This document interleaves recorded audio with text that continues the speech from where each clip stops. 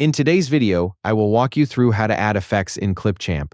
Open Clipchamp and load your project. Drag your video into the timeline, then click the video clip you want to edit so it is selected. On the right side panel, click Effects to open the available options for your clip. Browse the effects list and choose from options like Zoom, Blur, Glitch, VHS, or Spin and Pulse. Click an effect to apply it to your video clip. After applying an effect, adjust any available settings like intensity, speed, or strength using the sliders until it looks how you want. If you want to change it, click another effect and it will replace the current one. Make sure the correct clip is selected before applying or changing effects so the changes apply to the right part of your project. To remove an effect, select the clip, go back to Effects, and click None. Repeat the same steps for other clips if needed by selecting each clip, opening Effects, and choosing the effect you want.